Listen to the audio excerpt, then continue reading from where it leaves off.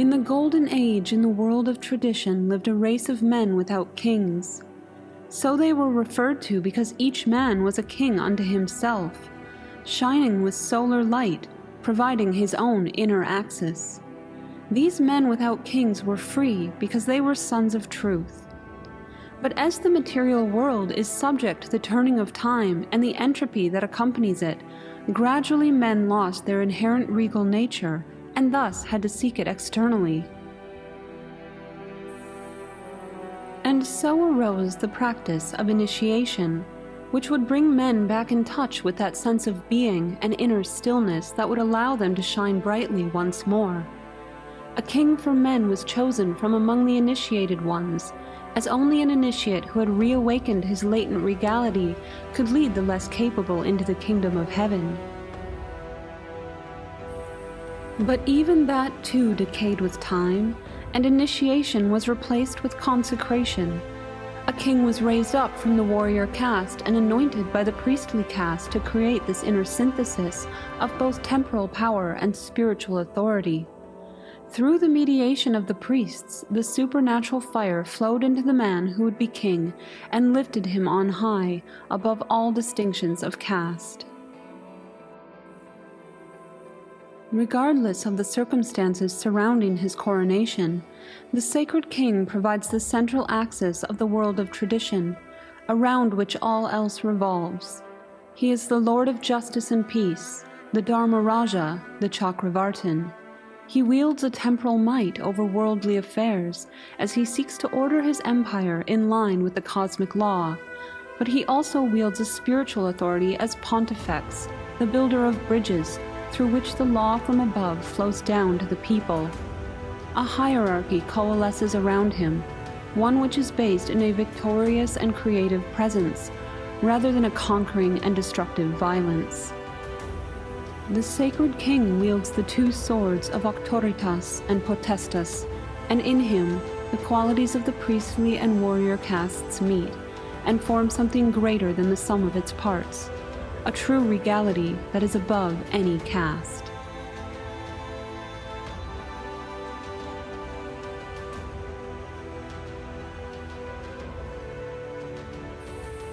Perhaps one of Julius Evola's most controversial ideas is to be found in his views on the hierarchical relationship between royalty and the priesthood.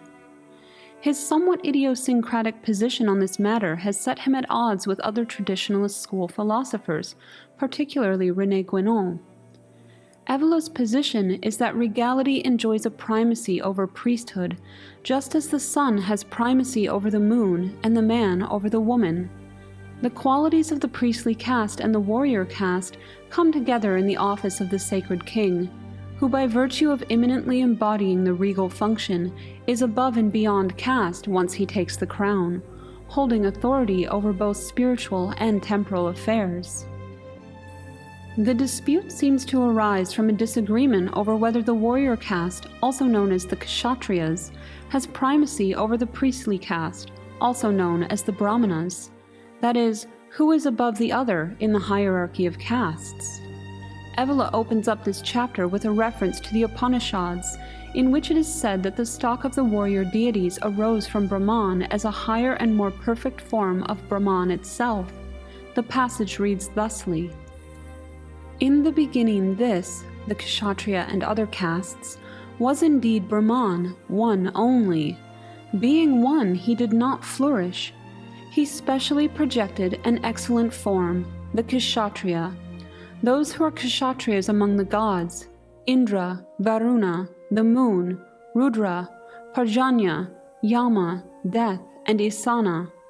Therefore there is none higher than the kshatriya. Hence the brahmana worships the kshatriya from a lower position in the Rajasuya Sacrifice. He imparts that glory to the kshatriya." At first, this seems to support Evola's position. The kshatriyas were created with a special eminence attached to them, and therefore they have primacy. They are closer to the source and above the brahmanas. Specifically mentioned is the Rajasuya Sacrifice, a ritual which elevates the king to the status of a chakravartin, and in which the brahmana imparts the glory or fame that belongs to him to the kshatriya. That is to say, when the king is anointed by the priest for the Rajasuya sacrifice, the king becomes as a brahmana himself. The priest says to the king, "You, O king, are Brahman." However, the verse continues. The brahmana is the source of the kshatriya. Therefore, although the king attains supremacy in the sacrifice, at the end of it he resorts to the brahmana, his source. He who slights the brahmana strikes at his own source. He becomes more wicked as one is by slighting one's superior.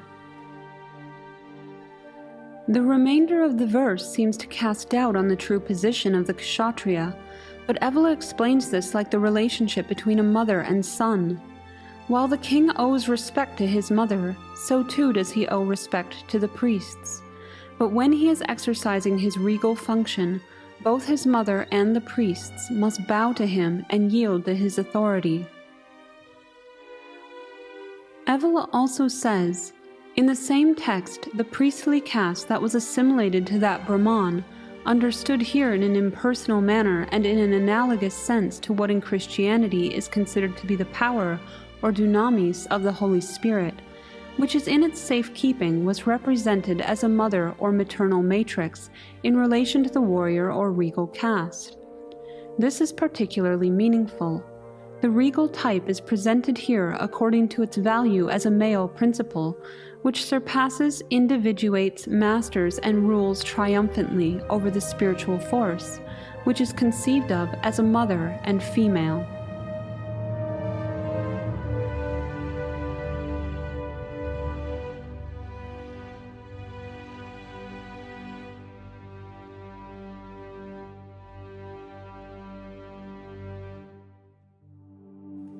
There are numerous ancient traditions and mythologies which include a type of regality that was attained by marrying a divine woman, who was sometimes portrayed as the king's mother. This is related to a symbolism of certain initiatic greater mysteries that were linked to the reascent, and of transcendental manhood regaining the upper hand over the feminine, which dominates the material realm. In Hermeticism, also called the royal art, it is said that there is first a regime of woman, of the waters, of the moon, of whiteness, in which woman has the upper hand over man and has reduced him to her nature, to a state of material becoming. However, once the man has been dissolved in the feminine principle, then comes the regime of man, of the sun, of fire, of redness, and the man then reduces the woman to his nature, to a state of transcendent being. To indicate this second phase, the symbolism of incest between mother and son was sometimes used.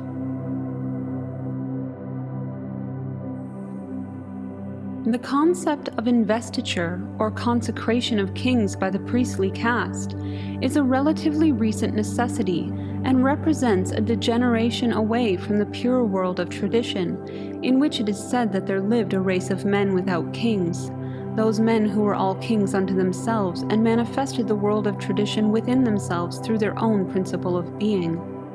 As the decline set in, sacred kings were needed as an access point, and initiation was the means by which to bring a man back to regality, and a further decline still saw initiation replaced with consecration.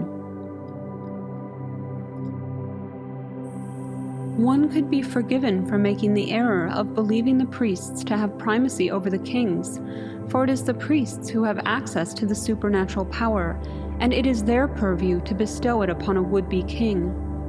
However, in the rite of consecration, the king receives a supernatural power that the priestly caste does not own, but holds in custody as mediators of those forces. Once invested in a king who is drawn from the warrior caste, that supernatural power is supposed to rise to a higher form that it never could achieve before in the hands of the priests. The virile warrior quality is then freed, rising to a higher plane where it can act as an axis of that supernatural and sacred force. It is said in the laws of Manu that the priest is said to be the root of the law and the ruler is the peak. We can perhaps understand the sacred king more deeply through the tarot card of the Emperor. The Emperor is essentially the sacred king, plus the imperial element that empowers him to impose the way of the heavens onto the earth. The Emperor is seated on a throne, embellished with ram's heads, relating the card to the astrological sign of Aries, which is related to the conquering solar victory of the sun. He is cloaked in red, symbolizing the Hermetic rubedo, the regime of man and the sun. The Emperor wears a domed crown, following certain traditional symbolism that required the Emperor to be square on the bottom and round on the top, representing that he is a mediator between heaven and earth, and that the respective powers are united in his nature. The Emperor does not hold any weapons, but only a scepter and a sphere. We'll recall that the scepter is an axial symbol, and so too is the sphere, both of which are emblematic of the king's role as the axis of the wheel, the chakravartin. He needs no weapons, unlike the warrior, because he now wields a spiritual authority, an authority that has its source in the divine. His spiritual might is so great that lesser men bow before him like blades of grass in the wind. The king who has true authority has no need of force, coercion, or violence. He has a magic of spiritual profundity filled with wisdom, obtained through experiential knowing. The more one knows, truly knows that is, has divine knowledge, the more one knows and is capable of action, the greater his authority. The king is endowed with authority because he is something, he knows something, and he is capable of something. He is like a god or descended from a god. He knows the nature of the divine. He is capable of action. To this extent, the king can lay down the law, that is, the law from above. It is this authority alone which underpins the true power of law. Displays of force and lies are what weak men take recourse to when they lack true authority. But where there is authority, where there is the breath of the supernatural, where there are the rays of the light of the sun in all its symbolic majesty, where there is the profound fire of victory and glory, of vareno, any compulsion is entirely unnecessary. And so we can see how a king who grasps at political power is already out of touch with that victorious solar force that is the source of spiritual gravitas.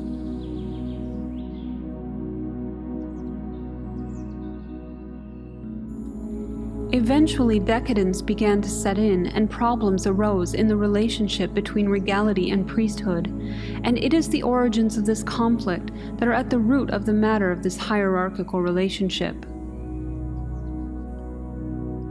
In the Symbols of Sacred Science, Rene Guenon documents an interesting evolution of symbolism between the boar and the bear. He notes that in the Celtic tradition, which he points to as a junction between the Hyperborean and Atlantean traditions, the wild boar was emblematic of the Druids and their spiritual authority, and the bear was emblematic of the knights and their temporal power. He points to a Hyperborean origin in this symbolism, which is significant because Hyperborea has links with the primordial world of tradition, and so such symbols provide us with a unique link to the Golden Age, which is our reference point for the world of tradition. Guenon also points to the Vedic tradition, a direct descendant of the Hyperborean lineage, and notes that the wild boar was the third of the 10 avatars of Vishnu, and that according to the Hindus, our current cycle of manifestation is designated as the cycle of the wild white boar. He says that there was a polar sacred land called the land of the wild boar, which is of course a reference to Hyperborea, though it has been known by many other names, and is called Varahi in Sanskrit, sharing a root word, var, with the word for boar, which is Varaha. This is significant because Guenon says that the first spiritual authority resided in Hyperborea, and that all other authority emanates from this original authority. And so it is natural and expected that later representatives of that primordial spiritual authority would receive the symbol of the white boar as their emblem and distinctive mark. The boar is a solitary animal, and to the Druids represented the isolation they kept themselves in from the outside world. For both the Celtic and Vedic priests, this isolation took the form of a forest retreat, which is related to characteristics of that Hyperborean primordiality, and it is that primordiality which must be reflected and retained in every spiritual authority worthy of the role and function. Over time, the symbolism of the boar started to merge with, and even in some cases shift into, the symbolism of the bear. Guenon points to an interesting case of the constellation that we now know of as Ursa Major, the Great Bear, and says that it used to represent the boar in more ancient times. He says that this substitution of names is one of the marks of the struggle between the boar and the bear, the revolt of the temporal power against spiritual authority, and that the first manifestations of this revolt extend far back beyond even the start of the Kali Yuga. We can also look to the Greek myth of the Caledonian boar hunt, which Guenon believes is symbolic of the revolt of the kshatriyas who claimed a decisive victory. The boar is typically described as white, which is also the color associated with the priestly caste, while Meleager, who dealt the death blow to the boar, is a prince who is often depicted wearing a red cape, which is the color associated with the warrior caste. The first blow to the boar was dealt by the huntress Atalanta, who was suckled by a bear as a child, and whose name may indicate that the revolt of the kshatriyas began in Atlantis or with the heirs of Atlantean tradition.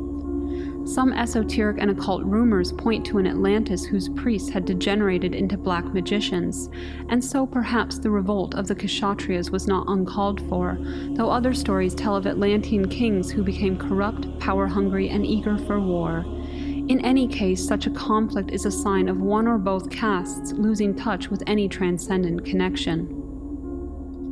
However, these two castes were not always in conflict, and Guenon points to the legend of King Arthur, who has the name of the bear, and Merlin, the druid, who represent a normal and harmonious relationship between the two castes. He says a conclusion can emerge from the Celtic tradition that spiritual authority and temporal power were not always at odds and separated as differentiated functions, but were united in their common principle. Evola too points to the problem extending back into the dark ages of prehistory, where the conflict between regal and priestly authority was already brewing, as both claimed for themselves a primacy that, in truth, can only belong to God. Evola says it is a common misconception to think that this conflict was rooted in a desire for political hegemony, but rather it had its roots in two opposing spiritual attitudes. One way that such problems arise is when the priestly caste demands that the regal authority should recognize and submit to their hierarchical authority, as consecration involves the blessing of a lesser person by a greater one. However, it is a downright heretical and anti-traditional stance to refuse to recognize the spiritual authority of the king. The priest is only a mediator and interpreter of the divine. Though he may be quite powerful in his own right, he is still approaching God from a submissive position. The sacred king, on the other hand, feels himself to be of the same stock as the gods, their equal, and so he cannot tolerate claims of supremacy from the priests. The priest only channels the supernatural forces, whereas the sacred king embodies those forces immanently. An analogy would be to think of the supernatural forces as sound vibrations. Those sound vibrations are required in order to generate music. At some point, a composer hears a musical theme in his head and sets it down on paper, and then finds a conductor and an orchestra to perform it in order to create the song he envisions. Each instrumentalist in the orchestra represents one part of the supernatural force, or the sound vibrations. Independently, they do not make a song. The conductor must coordinate them into a coherent whole, all playing in time with a singular focus. We can think of the priests like the conductor. It would be foolish to credit the conductor with the composition of the song, because the creative action does not come from the conductor any more than it comes from the priests. The priest is a conduit for the supernatural forces, just as the conductor is a conduit for the song. Indeed, we have previously outlined the problems that arise when priests begin to say of the supernatural force, "This is me, I made this," as this causes the priests to fall into ego. Evola says that later times then saw the emergence of an anti-traditional anarchy that typically took one of two forms, and in both instances, a heterodoxy was destined to emerge from the traditional world. The first of these forms was a royalty that held only temporal power in revolt against the spiritual authority of the priests. In this case, the kings no longer immanently embodied a supernatural force, and therefore lacked any spiritual authority and virility themselves, but were merely figureheads with political power. This path led to the hegemony of the political element, the creation of the idea of a secular state, the destruction of all authentic forms of hierarchy, and a purely illusory and materialistic view of virility and power that will only be swept away by the masses in their collectivistic versions. This secular state power only maintains its hold on the world through force, fear, and fraud, and not only do modern political leaders not embody any spiritual gravitas, but they often openly mock the idea of any sort of divine authority. Without any transcendent power to underpin their rule, secular leaders are very much subject to the whims and hysterias of the masses. The second form was a spirituality of an essentially lunar character, rebelling against a solar spirituality embodied by kings who are at least still dimly aware of their true ancient and regal function as the gateway to the divine for those in their stewardship. This path runs parallel to the first and is initially manifested through what Evola calls the civilization of the mother and its pantheistic and devotional spiritualities, which elevate the lunar feminine principle above the solar masculine principle and attempt to subjugate that which is solar to that which is lunar. The Middle Ages saw perhaps the last significant play on this stage, and in a modern way exemplifies the historical conflict between the religious universalism represented by the Catholic Church and the regal ideal still embodied in the Holy Roman Empire, albeit in a flawed and compromised way. The emperor is, according to the regal idea, the caput ecclesiae, or head of the church. He does not take the place of the pope, who is the head of the priestly caste, which is a different role.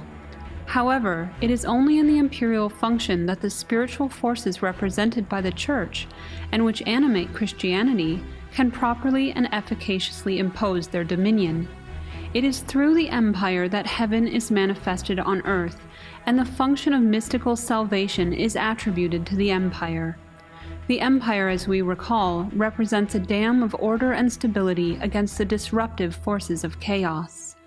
The emperor, having been consecrated and invested with divine power, claimed his power and his right to rule directly from God, and acknowledges only God above himself. As such, the Pope could have no authority by which to revoke the supernatural force with which the emperor was endowed by excommunicating him. Once the emperor has been imbued with that solar glory, he embodies it, and it cannot be removed or revoked. Evola remarks that according to the ancient symbolism, the empire had always and everywhere been compared to the sun, and the church had been compared to the moon. He says that even at the time of her highest prestige, the church attributed to herself an essentially feminine symbolism, that of a mother, in relation to the king whom she viewed as her son. The Upanishads' designation, the brahmana as the mother of the kshatriya, appears again in this symbolism, this time in concomitance with the supremacist fancies of a gynecocratic civilization marked by an anti-heroic subordination of the son to the mother and by an emphasis on the mother's privileges. When the Pope assumed the title of Pontifex Maximus, it was more or less a usurpation, since Pontifex Magnus was originally the function of the sacred king, not the function of the head of the priestly caste. Evola remarks on the characteristic symbol of the papacy, the double keys, and notes that they were borrowed from the ancient cult of Janus, one key of gold and one of silver, linking them to the greater and lesser mysteries, and which open and close the gates to the kingdom of heaven. Janus himself was a god of initiation, and thus the symbolism of the double keys retains an initiatic and royal quality rather than a religious quality. All of these distortions and shifts away from the dignity of regality testify to a significant deviation from the world of tradition.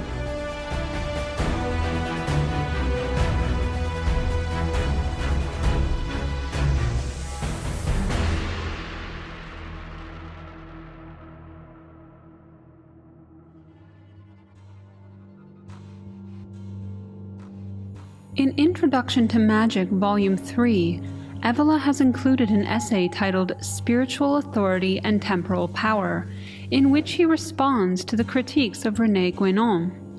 Evola first sums up Guenon's position. According to Guenon, every normal and traditional civilization is characterized by the primacy of spiritual authority over temporal power. As soon as temporal power emancipates itself, and especially when it claims to subjugate the spiritual authority for contingent and political goals, an involutive process begins, and the development of civilization slides steadily downward. Eventually, the representatives of temporal power can no longer maintain their position, causing a breakdown that leads to the world of materialistic and rebellious masses. What this means is that when temporal political power disconnects itself from the spiritual, as we see today with so many nations which avow the separation of church and state, and especially when it co-opts the spiritual to serve political ends, then society begins to come apart. Lacking the real authority and gravitas of true leaders imbued with spiritual virility, modern leaders must increasingly rely on force and lies to conceal their weakness and maintain their position, which is always untenable. And so today we have a world filled with masses who are deeply sunk into materialism with no real spiritual direction and who rebel against state authority. It is perhaps not surprising that democracy was the natural outcome of this process, a system of government in which the masses believe they should and do hold the power, while politicians are forever trying to win the favor of the masses who are fickle and prone to hysterics and whims. Evola says that he largely agrees with Guenon's position to this point, but where they diverge in their thinking is where and how the problems arise. Firstly, what is the basis for spiritual authority, and secondly, who might legitimately represent it? Evola is careful to point out that these considerations are not restricted to more recent times, in which the warrior caste has been limited to political and military functions with little sacred about it, and in which the priestly caste has also shown a degeneration away from what it originally was. Evola writes, "As we have seen, Guenon clearly distinguishes knowledge from action, attributing the former to the priestly caste, the latter to the warrior caste. But on a higher plane, this is a relative distinction. Guenon himself has often emphasized that knowledge in the metaphysical and esoteric sense and realization, action, are inseparable. Thus, admitting that action is the special field of competence of the warrior caste, the possibility always remains of conceiving of it as the basis for a higher realization. We cannot see why Guenon, when dealing with the warrior caste, considers only the material kind of action, and that which serves only temporal interests and realizations." The Bhagavad Gita from the Vedic tradition, which we have already acknowledged as a tradition that is a direct descendant of the Hyperborean lineage, is essentially a celebration of the warrior tradition and an instruction manual for how action can become the pathway to heaven and liberation. As the warrior Arjuna questions Krishna as to the necessity of action, after Krishna has just finished explaining to him the importance of knowledge and understanding, Krishna says, "In this world there are two main paths, the yoga of understanding for contemplative men, and for men who are active, the yoga of action. Not by avoiding actions does a man gain freedom from action, and not by renunciation alone can he reach the goal." Krishna later says, "Fools say that knowledge and yoga are separate, but the wise do not. When you practice one of them deeply, you gain the rewards of them both. The state reached by true knowledge is reached by yoga as well. Both paths lead to the self, both lead to selfless action." When Krishna speaks of yoga here, he is speaking of a union with the divine, and of a selfless kind of action that is done because it must be done in order to be in line with Dharma, and without sentimentality or attachment to the fruits of one's actions. And this action is a necessary part of the cosmos.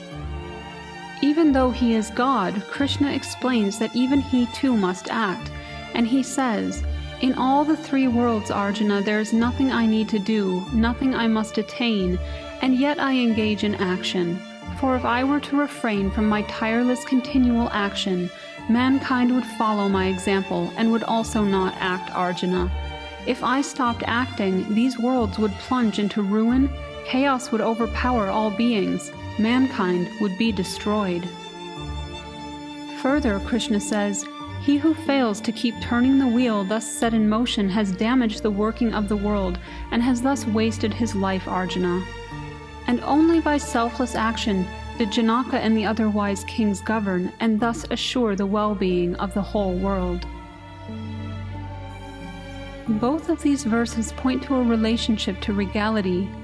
As we know, the sacred king is the spinner of the wheel, the Chakravartin, and Krishna directly speaks of a king like this. Like these sacred kings, Krishna too must spin the wheel of the cosmos, and so we see a connection between God and the sacred king who embodies godlike qualities. We can begin to understand from these passages how important action is, and because it is a selfless, dharmic, non-attached action, we can also detect the relationship to contemplation.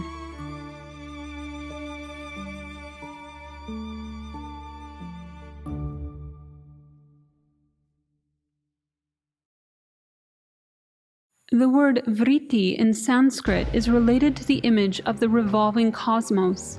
while yoga is related to the ability of the mind to find a still center point within the constant turnings of materiality. Through action, one finds the stillness of contemplation. Through contemplation, one finds the ability to act as the unmoved mover.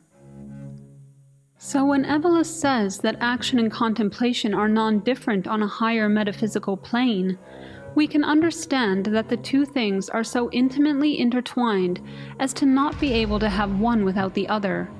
And the sacred king, being regal and above and beyond caste, blends both action and contemplation, both spiritual authority and temporal power, into something greater than the sum of its parts.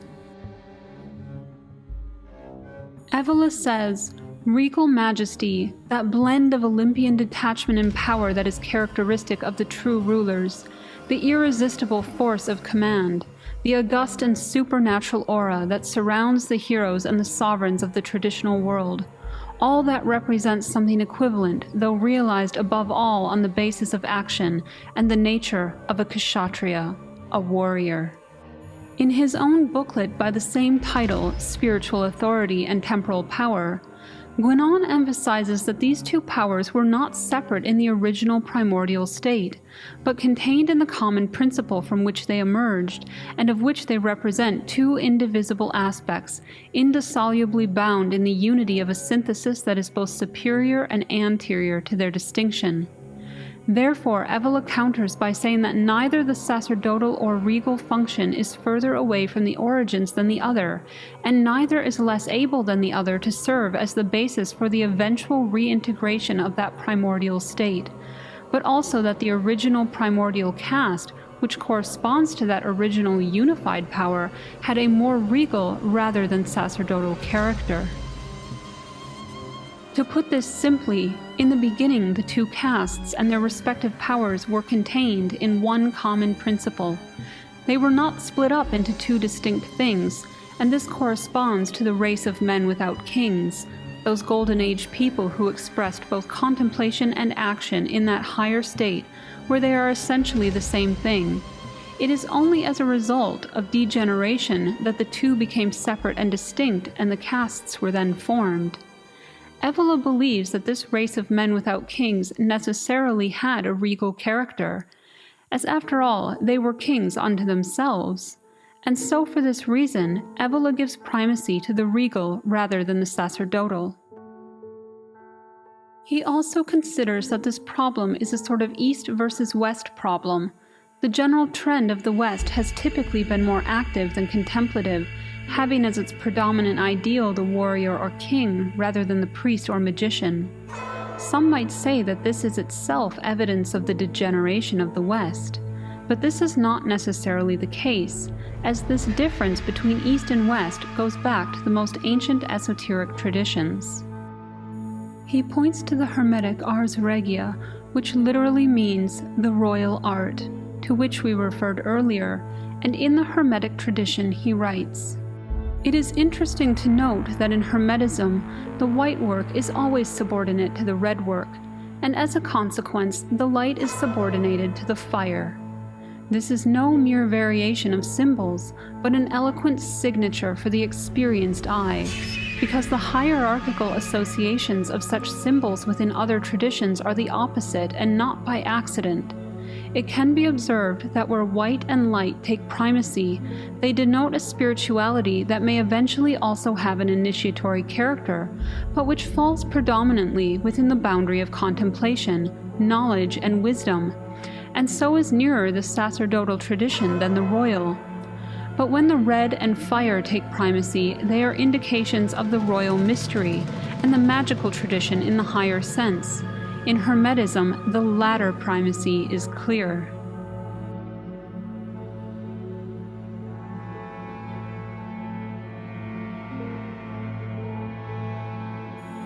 This reversal of symbolism is found repeated elsewhere, including, for example, in the hierarchy of elements, which in the East favors air over fire, but in the West favors fire over air. Also in the East, the color white corresponds to the sattvic guna, the highest of the three modes of being, while the lower guna of rajas corresponds to red. Knowledge, too, is often symbolized by the white lunar light. This Eastern hierarchy has even filtered over into Catholicism, where the Pope is dressed in white, while red is worn by the princes of the Church, that is, the cardinals.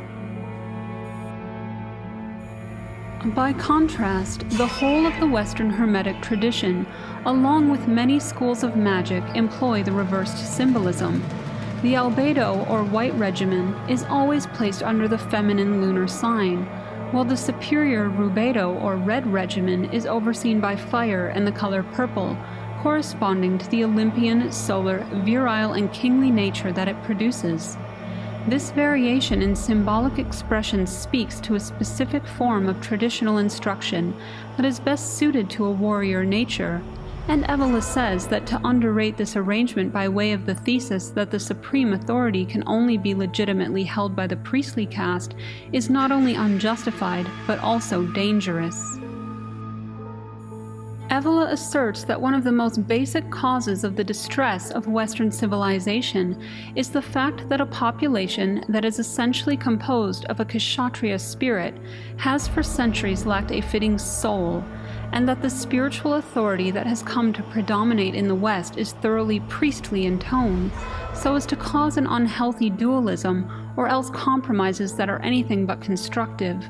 The one and only spiritual authority that the West can obey without violence and denaturation is that which takes shape on the basis and in the framework of the kshatriya tradition. The issue Evola takes with Guenon's framing of decadence is that Guenon characterizes the problem as having its roots in the revolt of the warrior caste against the priestly caste, rather than political power revolting against spiritual authority.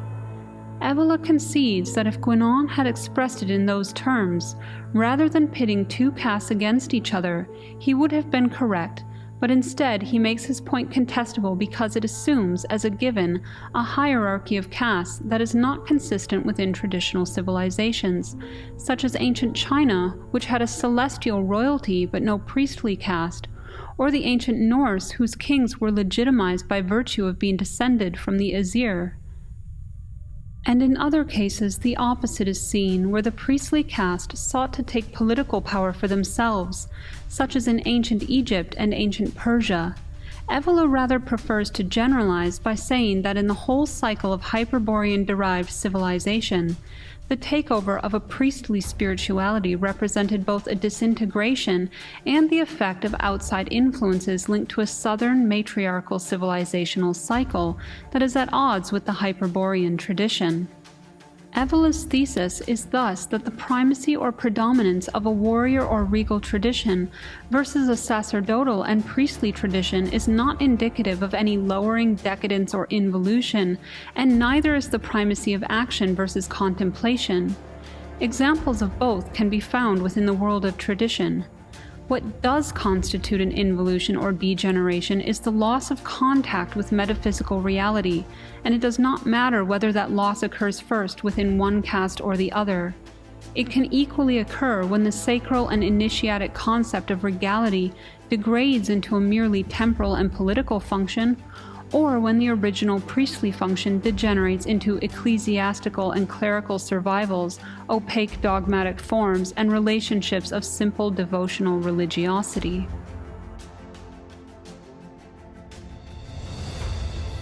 In one form or another, decadence has long been at work in the world, and particularly in the West. The issue is not which caste is to blame for this, as both have suffered the loss of contact with the transcendent. Rather than both castes maintaining a vertical gaze, they have instead shifted their gazes to the horizontal plane, and it is on the horizontal plane of time and matter that petty ambitions arise.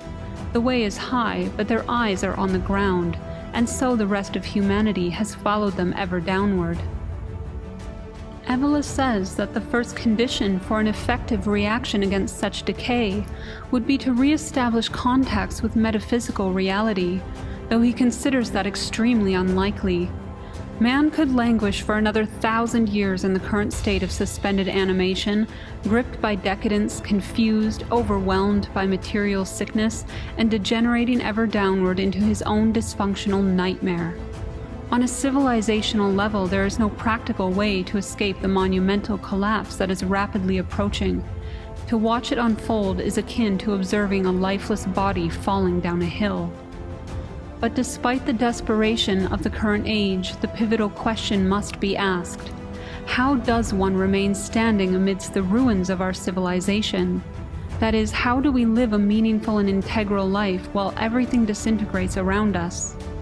The answer is to live in harmony with our true nature, to be who we really are inside, to not allow the undertow of the world to pull us down, and to set out on a path that is heroic and visceral, that unites the disparate elemental forces present in us and channels them into something higher and more worthy of life. For it is in the moment of extreme heroism that the warrior opens the door to transcendence, and ultimately this is the goal of all study of the world of tradition, to remind us of what we once were, what we should be today, and what we shall be again.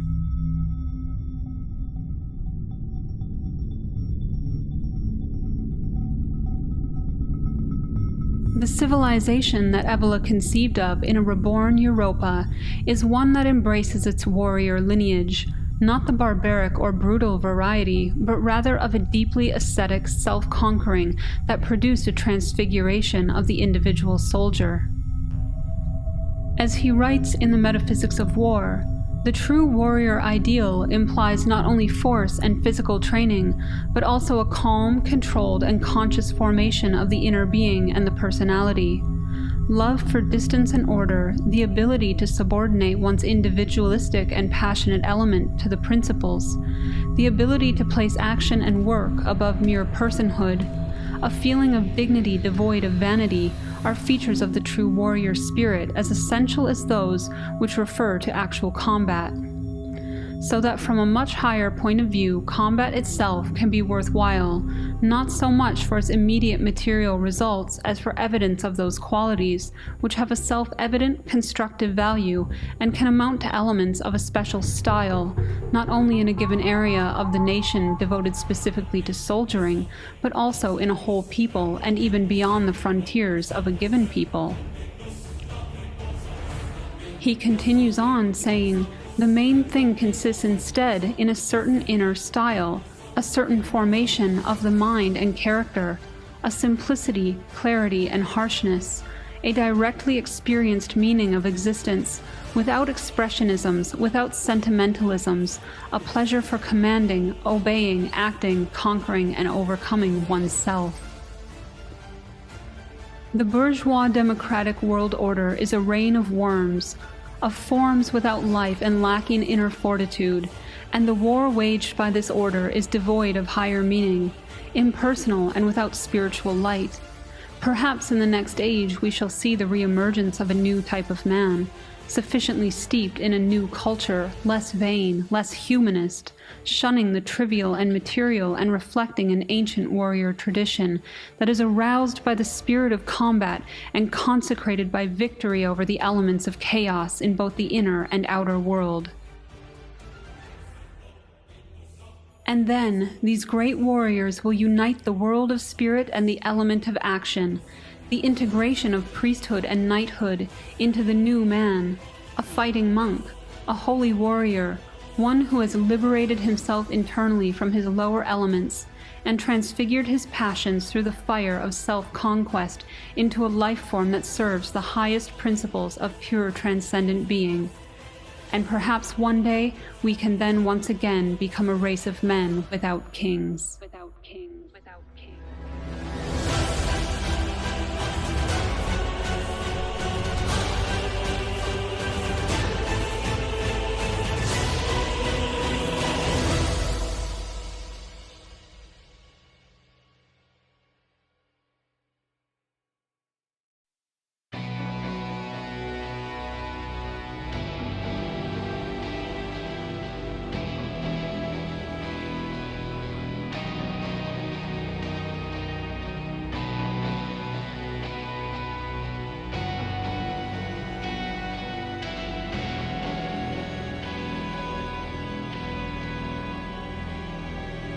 In the beginning there was indeed Brahman, oneness in all creation,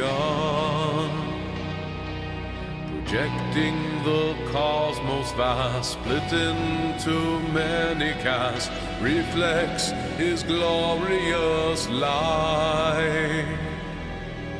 Raised up through magic right, possessed of sacred sight, wielding a temporal mind, to become transcendent, the mandate from heaven, to bring the law from above.